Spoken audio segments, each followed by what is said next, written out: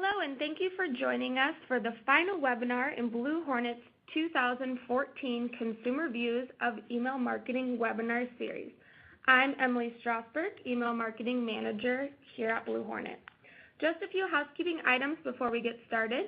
Please submit any questions you have during the presentation using your chat window. We'll be answering all questions at the end of the webinar. This webinar is being recorded, and we will send out the recording and slide presentation for you in the next few days. Let's get started. All right, so for the third consecutive year, BlueHornet has surveyed more than 1,000 consumers across the U.S. to better understand their sentiments about email marketing. Today is the last webinar in our 6-part series, Email, Social, and Text Messaging. We'll be taking a deep dive into the data to provide you insights and practical recommendations for your email program. I'd like to introduce our presenters today, Jessica Graywall, Account Director here at BlueHornet, and Ashley Deese, Marketing Manager at Digital River. Before we get started, just a quick reminder to listen carefully at the end of the presentation for our Twitter topic. At the end of the presentation, we'll provide you a question to answer on Twitter. Tweet your responses in the next 24 hours to @BlueHornetEmail with the hashtag 2014emailstats for a chance to win a free email consultation. You'll walk away with 3 to 5 tips on how to optimize your email program based on the 2014 Consumer Views of Email Marketing Trends. As a reminder, in order to be eligible to win, you must have tweeted a response to our last 2 webinars as well as today's. For those of you who have been actively tweeting, don't miss out on winning your free consultation. All right, so I'll turn it over to you, Ashley and Jess. Let's get started. Thanks, Emily. All right, so for all of you who are brand new to this webinar series, here's a little information about the report. Over the course of the last 3 years, BlueHornet has conducted consumer surveys, which allows us to couple behavioral information regarding consumer interaction with email.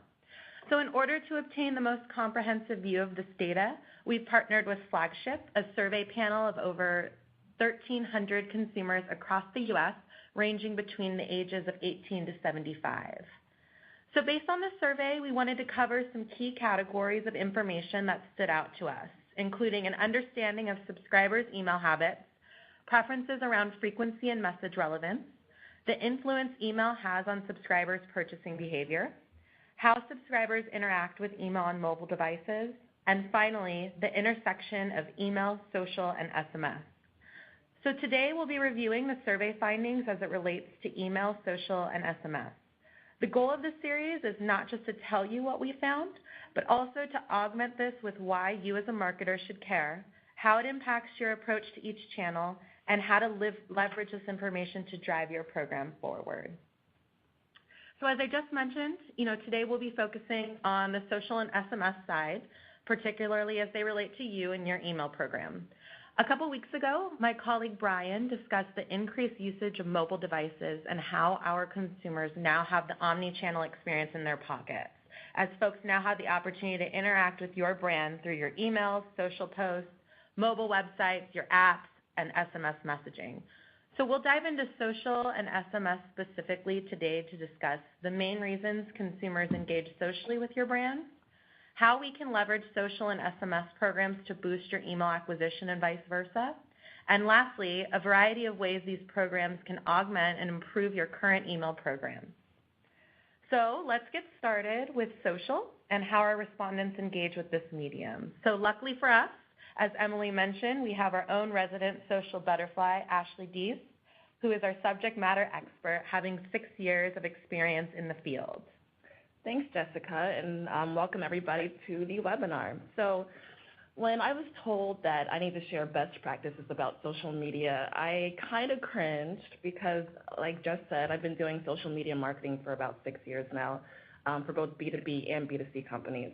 And I've learned there really aren't a lot of best practices. Instagram didn't exist 6 years ago. Twitter was a fringe network 6 years ago. And if you can believe it or not, the Facebook like button wasn't around 6 years ago. So strategies are always changing for social media. Pinterest is only a few years old, and who knows what's going to be next. So if I was forced to share best practices for social media, my first my first tip would be to use common sense. You wouldn't argue with the customer over the phone, so don't argue with them on social media. Common sense will get you a long way on social media. I'd also say to be where your audience is. Think outside of the Twitter, LinkedIn, Facebook box. When I was working at Sony in social media, we had a Flickr community called the Sony Camera Club, which we had Sony users moderate, and we had a huge following. We had photo contests, and that's not something a lot of people think about doing, is using these other networks. There are thousands of niche networks. For instance, there's a community called Cafe Moms, which bills itself as a meeting place for moms. So if you're a children's clothing brand, you could do something as simple as asking to be a guest contributor. Talk like a person, be conversational. Social media, everybody says, is a two-way street. Respond, listen, and just be a person. And finally, think outside the box and figure out what works for you and your brand. Like I mentioned, I've worked in multiple companies doing social media, and even between different B2B companies, the strategies are different. What works in one company doesn't work at the other company. So find out what works for you and your brand. Try and be okay with failing. And I think the biggest tip is to always be on the lookout for the next up-and-coming social network, because it's easier to stand out when you're an early adopter. Thanks, Ashley. Great tips. All right, so let's dive into our first question from the survey. So why do you connect with brands on Facebook? Surprisingly here, just about 60% of our respondents replied that they don't connect with brands on Facebook. So this seemed a little strange to us at first, but when we look at the demographic breakdown of our survey respondents, it makes sense. This is the first year that we opened up our age range of respondents to accommodate for consumers between the 46 to 75-year-old age range. So this is a large reason why this percentage is so high. This is an important element to consider as it relates to your target audience and your resource investment for a social program. Depending on your brand, if you target older demographics, it may make more sense to invest these social dollars into other channels, but as we always say, testing will be the first step to make this decision. With this being said, let's focus on the reasons people do connect with brands on Facebook. Again, our respondents' true intentions are revealed here, and those true intentions are deals. If you've attended our other webinars in this series, this definitely isn't the first time a coupon or a deal theme has been discussed. Deals are a primary driver for a number of behaviors as they relate to email acquisition and engagement. And now we see that deals are also the main reason why consumers would connect with your brand on Facebook. So Ashley, curious to get your opinion. Does that statement align with what you typically see on Facebook?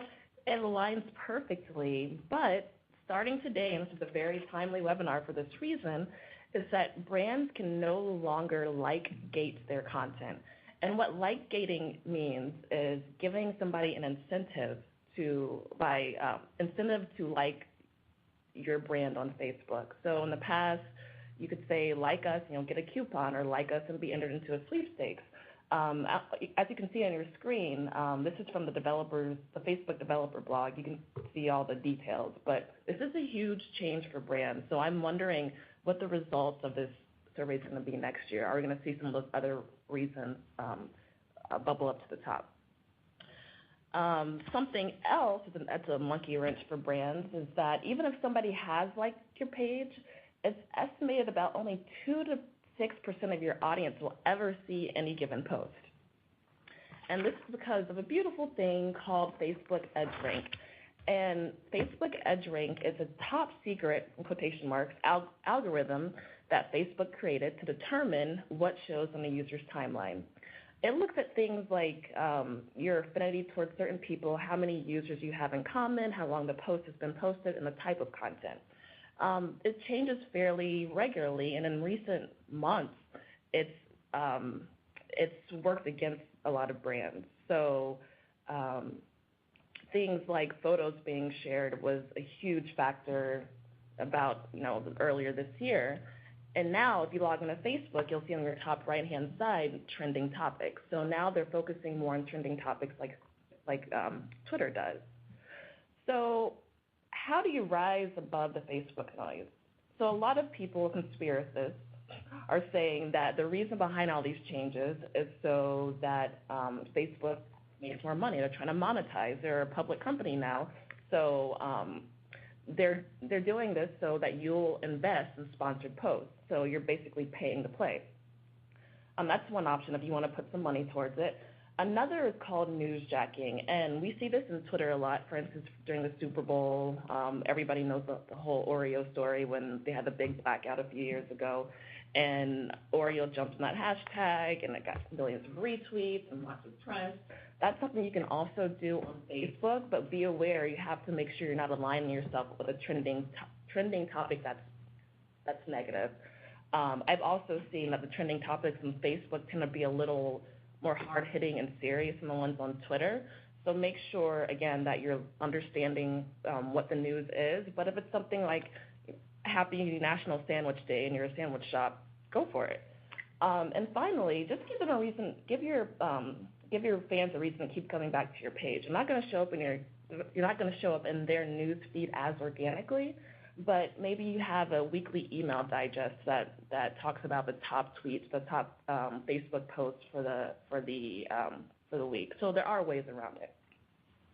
Great. Thanks, Ashley. Thanks for sharing that new development within Facebook. I know it'll definitely affect many brands and their social plans. So I guess one thing that I notice when I see deals on brands' timelines is they seem to complement either a site-wide deal or an email in my inbox. So typically I'll see polls, engagements, acquisition-based sweepstakes, and general content, all very complementary to other programs such as email. So some brands, I think, do a great job at this, and others may be missing the opportunity. Do you think that's fair? I think that's a fair point because a lot of people say, or a lot of executives say, what's the ROI in social media? And honestly, sometimes it's hard to pinpoint that. A good example of that, and when it really clicked for me, is as a B2B marketer, I get tons of sales calls and emails, and a lot of the times I ignore them. But I'll never forget when I checked LinkedIn one morning, as I do every morning, and I saw a sponsored ad on LinkedIn for a reporting tool. Later that morning, I received an email about the exact same reporting tool. And I just, for some reason, that really spoke to me as a good marketing campaign. I don't know how they married the two together, but I actually responded to the sales rep and said, I'm not in the market for your reporting tool right now, but that was a really good marketing strategy. So when it comes to these integrated marketing campaigns, the whole really is greater than the sum of its parts. Absolutely. I totally agree. I think it's all about staying top of mind as you go through somebody's day. All right, so let's take a look at a couple brands and how they're using social media. So here's an example from our friends at KFC who have run a strong social program for a number of years. Who can forget, their Double Down campaign that drove a ton of Facebook likes and posts around their sandwiches. So here, KFC showcases their email club across their Facebook page, dropping signups right into their email database. So we've discussed in the past how beneficial this is. Since your Facebook followers are looking for deals, this provides incentive to sign up to get the latest and greatest from your brand. Indochino shares the same strategy when trying to tie email into social media. They have a sweepstakes right now tied to the new John Wick movie. So posting these sign-up pages are relatively easy, and we'd recommend redirecting subscribers who do sign up to a new page that welcomes these folks, focusing on email acquisition. So best practice here would be to send a tailored welcome message with a nod to the social sign-up and some general expectations around what the subscribers will begin receiving from you.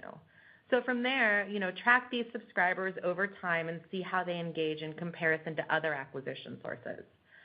Since they're more inclined to engage socially, maybe a good test would be to test out social strategies with this group of people, serve them social-driven content, etc. So between email and Facebook, there are a lot of engagement data you can use to optimize your strategy. So leveraging insights between the two channels can help marketers understand the optimal time to post on Facebook or deploy emails based on subscriber behavior. For example, if you do have data that shows your audience is replying or liking posts at a certain time of the day, this could warrant some timed email tests to see if there's an uptick in engagement versus, the time that you normally send your email. Yeah, and the same can be said for Twitter too. Work with your social media team and figure out, what time get the most retweets. There's also tools that tell you when your Twitter followers are online. So there are a lot of cool things you can do there. Yeah, absolutely. I think, also the other reasons our respondents follow brands on Facebook is for behind-the-scenes experiences and customer service issues. So, Ashley, I think this brings up a good point. I'd say we typically see Twitter as the go-to for customer service issues, but I guess, if you are having an issue with a brand, product, or service, you'd post on Facebook as well? Yeah, it just depends. Some people, I'd be interested to see the breakdown of people who post for customer service between Twitter and Facebook. A tweet is more of a flash in the pan, while Facebook has a wider audience and it's kind of permanent. If you post something on somebody's Facebook page, unless they delete it, it's there for a while. On the other hand, a brand can't delete a Twitter user's tweet. So there's pros and cons of each. Yeah, absolutely. All right. So moving forward into some other areas of leveraging social, Twitter specifically, ModCloth supplements their email program with Twitter posts when it comes to their promotions. So this lends itself to some attribution testing opportunities as well, even if it's the same deal. So in this case, it's 15% off top. So it would be really interesting to see if a coupon code from email, Twitter, or Facebook was redeemed more frequently. This would give you a better understanding of the source that produces the best conversion rate, and it also extends your reach for sales. So that's definitely a win-win. Unlike email, where you can run into deliverability and subscriber burnout issues, social media has a more lax cadence. So on Cyber Monday last year, Bonobos ran an all-day promotional campaign on Twitter, so tweeting certain item discounts at different times. You technically could do something like this within a single email with movable ink or live clicker where you have a number of deals display at different times of the day. So Radio Shack is probably most notorious for this, as they implemented a Cyber Monday email and shuffled through 24 deals in a 24-hour period, encouraging subscribers to keep checking in on their emails for deals of the hour. So, based on your brand and following, this could be a great strategy for the holiday. Standing out in the ocean of promotional emails or tweets is always a benefit. And, while these may be a little gimmicky, they tend to work for many brands. So just going back to ModCloth's example, how do you suggest brands prevent virality of the coupon code? So how can you make sure that you can see what came from Facebook versus Twitter versus email? So I think that's a really good question. I think in the email space, we've gotten that down. We use unique coupons, one-time use coupons, and we tag those to subscribers. So we know that if that coupon code is being used, it somehow, some way came from email. I think with Facebook, Twitter, and social media, it's a little different, right? You put these things out there for it to essentially viral. So there's no real way to get a one-to-one type communication. It could be something as easy as, on Twitter, if you sign up, for emails, you'll get an exclusive preview to XYZ, and that can, help get your Twitter followers over there. But I think, I don't know, in your opinion, you're kind of putting that out there for it to go viral. Yeah, to your point, the whole point of social media is kind of virality. So I think, though, it still is interesting if you do have the ability to put different codes out for Facebook, Twitter, and email, even if it's not unique for email. Things go viral. If you're a retailer, it may be found on Retail Me Not. So it's something to take into consideration, but I still think that there's some, benchmarking that we could probably do there, and it'll just give you a better idea overall of where revenue's coming from. Yeah, so I think the point there is to make sure you're okay with whatever goes viral, so you're not giving 100%. Exactly. Yeah, exactly. Exactly. And another thought I had about Twitter is kind of outside the box, but I would love to see a brand test using trending topics in email subject lines. I think there's something to be said about a brand who's open to being really topical and in the moment. You probably have all heard about this. I'm in the social world, so I hear about all these interesting things that happen. But a few days ago, there was a trending topic on Twitter called hashtag Alex from Target. So inexplicably, somebody tweeted this attractive Target cashier with the hashtag Alex from Target. And within the next day, Alex had 250,000 followers. Target even got it on the phone and tweeted that we heart Alex too. And I was wondering, wouldn't it be cool if Target were to send an email to their socially targeted segment saying, greetings from Alex? So, again, being topical is really something that stands out in the inbox. Absolutely. I completely agree. I love that campaign. Yeah. Great. Did you hear that it was a prank, supposedly? Oh, was it? Yeah, I heard this morning. Oh, yeah. I didn't hear that. But I know he's now embracing it. Oh. So he's talking to his followers now. Nice. So, yeah. All right. So let's move on from social to SMS. So this section piggybacks on our last webinar's mobile theme, as sending and receiving text is the number 2 reason why respondents use a smartphone. So while there are a lot of similarities between email and SMS messaging, there are some significant differences. So for one, the average open rate for emails ranges from 20 to 50% depending on vertical or the type of message. But for SMS, we see the average open rate of 98%. So while email opens may occur within 24 hours of hitting the inbox, 90% of SMS messages are read within 3 minutes or less. So while all of this sounds great, one thing to remember here is the percentage of consumers who prefer SMS as the primary means of communication is actually a fraction of email share. So this is mainly due to the barriers of privacy that are removed when a customer opts into an SMS program. So this allows the brand to make their phone chirp or vibrate whenever the brand wants to send a message. So, before we get into why folks subscribe to brands' text messaging programs or how often they want to receive text messages, let's go over some general best practices for any of our webinar attendees who aren't familiar with SMS messaging. So one popular question we get is, when would you want to deliver a message via SMS? So SMS marketing is best when you want an instant response. So something like, use this coupon at the register today, remember your appointment at 2 p.m., text your vote for your favorite artist now. So reminders, alerts, and interactive content will get the best response from mobile customers. And remember, like email, make it easy for your subscribers to engage. So including shortened URL to get people to take action right then and there. But just like email, there are guidelines and expectations that need to be kept in mind. So for one, keep it positive. Make sure you're adding something to your subscribers' day when you deploy a text message. You will, in many cases, potentially be interrupting the subscriber, so make sure it's worthwhile and not an annoyance to them. Secondly, and probably most importantly, is respect the do not disturb hours. So we're all very familiar with deploying messages in the wee hours of the morning to ensure early morning inboxing. So SMS doesn't work that same way, and pinging people at 3 a.m. is going to get you and your brand in a little bit of hot water. So luckily, most SMS platforms here provide time zone options, so definitely take advantage of them. All right, so speaking of respecting our subscribers, we asked our respondents what the ideal number of text messages they receive in a week is.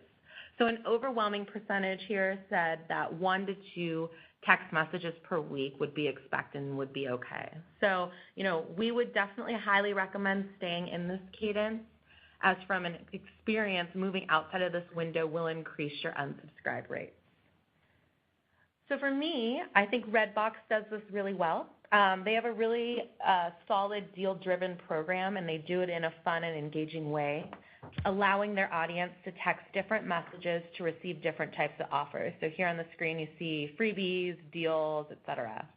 So they do this all by respecting my time and adhering to the 1 to 2 times per week during normal business hours solution there. So one thing I think is interesting about their program is that when they do decide to go beyond the 1 to 2 time per week text messages, like they did for their 10 Days of Deals program this summer, they made it abundantly clear what you were getting into when signing up. So you will get an SMS message 10 days in a row. So they had a very cool lotto scratcher-like experience to reveal your discount, so I was all in.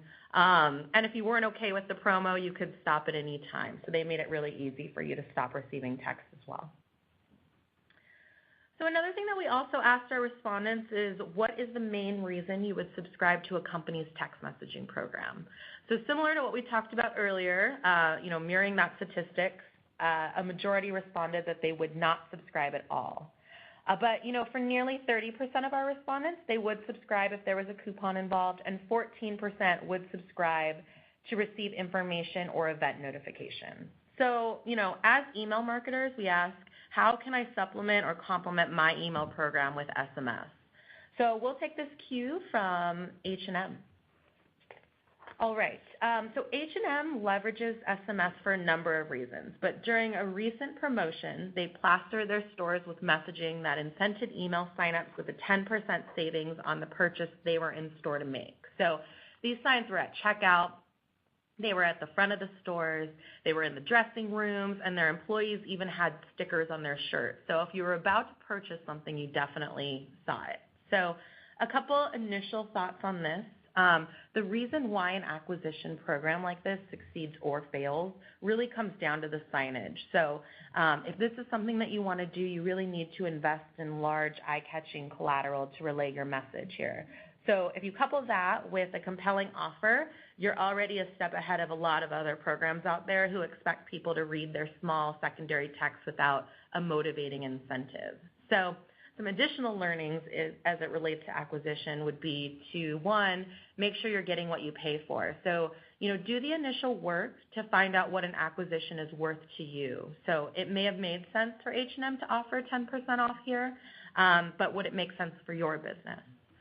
And second, tie this group to a segment so you could track their engagement and ROI over time. So this is an important theme of this webinar series, is to definitely tag your email acquisition sources so that you're able to compare engagement stats to your averages and other acquisition sources, making sure you're investing your marketing dollars wisely. So I actually went through this experience myself. I thought it was very interesting. Like I said, the stores were just plastered with these signs, so everybody, even at checkout, was texting before they made a purchase. And one interesting thing that I saw is, when H&M texts you, they'll text you right away saying, show this text message to your cashier and get 10% off. But 2 days later, they actually text you more of a welcome message with a picture of the email app. So if you click on the picture, it actually takes you to a page where you can download the email app. So they can begin sending you push notifications on when they're in-store sales or just sales online. So I thought that was really interesting. It hasn't been anything that I saw before, and it really tied together their app, in-store text-to-join program along with email. So Jessica, you worked with clients large and small. Who historically owns SMS programs? Is this the email marketer or someone else? I think lately we've been seeing the email marketing manager kind of own it more and more, and the reason is because it really is a good way to get email acquisition. So a lot of times, one of the major goals as an email marketer is to grow your email list by X%, and you want quality subscribers. So a text-to-join program is definitely a good way to do that. So we've kind of been seeing email marketing managers kind of take ownership of this. Yeah, cool. All right. So another brand that's doing a great job pushing their SMS program into the spotlight is Ace Hardware. So they're less email focused with this campaign and actually more straight SMS driven. So as you can see in the examples, they've blanketed their stores in SMS messaging, which again really preyed on the customer's obsession with the deal. They were so committed to this program that they even printed SMS program messaging on their receipts.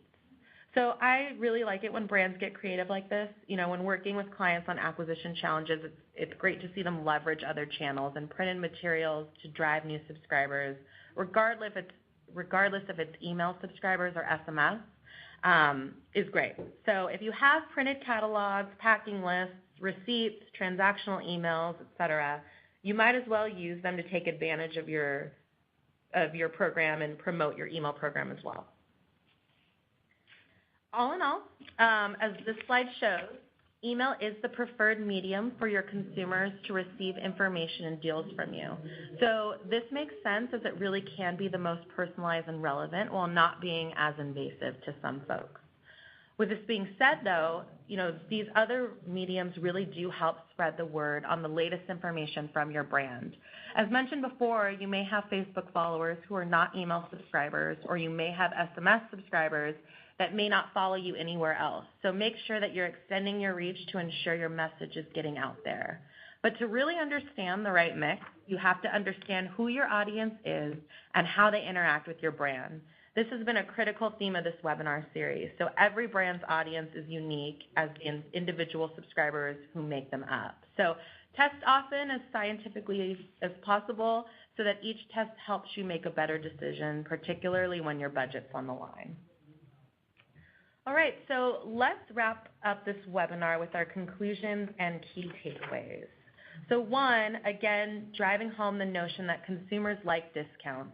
If a consumer is connecting with your company via email, Facebook, or signing up to receive text, it's overwhelmingly because they're looking for deals.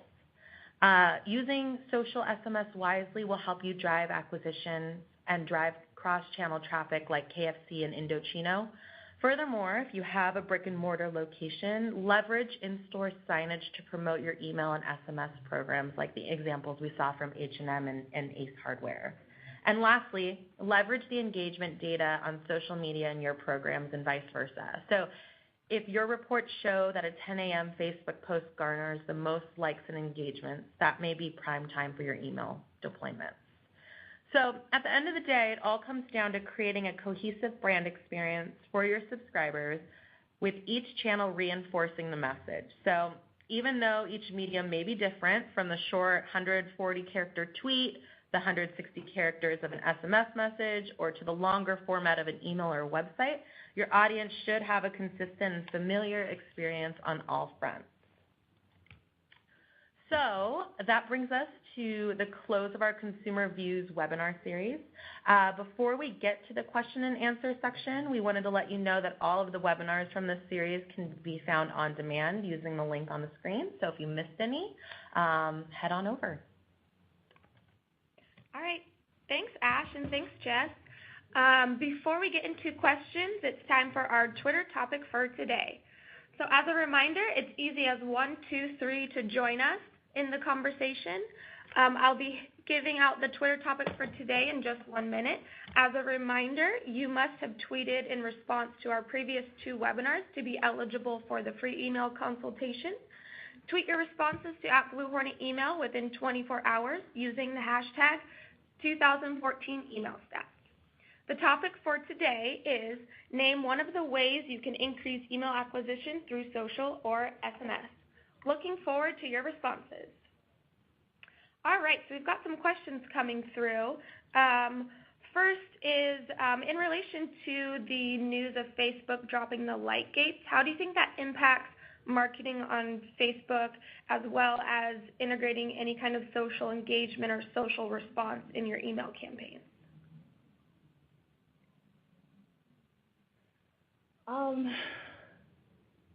That's a really good question. I think you can still track where your subscribers are coming from, even without the like. So it's really important to be able to track that and to target your social segments. Would you agree? Yeah, I'd agree. I think that based on what you said, you can't give them a discount for them to like, but you still have natural followers that will like your brand. So we talked about in another webinar series, using an email to get your email subscribers to like your brand, or putting it out there. So I think that there's still tactics that you can do to get subscribers or other ones of your followers to follow you on Facebook without giving them an incentive, and then from there they will begin to see all of your posts on their timeline. And then the news today doesn't say that you can't do sweepstakes. It's just you can't give them your followers and for them to do sweepstakes. So still do your sweepstakes, get their email addresses, and put them in that socially active segment of your database. Cool. All right, the next question is, do you have suggestions for promoting the same content in email and social while still making it engaging or relevant? So you're not technically sending the same exact message on each channel? I think socials, you can be a little more fun there. Email is a little more, it's a little different, would you say? Yeah, I mean, email, social you can be a little bit more fun with hashtags. I've seen hashtags a lot more in email. I like, Ashley, what you said earlier about using trending topics, and if you are kind of engaging with them in social, bringing that over into email as well. So, Alex from Target is perfect, because if people are following that on social, they may just open your email because they see that, because it's funny, and they want to see what you have to say on that as well. So, based on your brand and your brand's voice, if you have room to play around a little bit, I say go for it. We tend to see, open rates skyrocket with some clever, subject lines. So if there is room there, it's definitely worth testing. Yeah, and I think you never want to have the exact same message on email and social. So when I think about social for B2B, how I post something on Facebook, the tone's going to be different than how I post something on LinkedIn versus how I post something on Twitter. So you can still have a cohesive message, but know that your tone should be a little bit different for each medium. Yep. Awesome.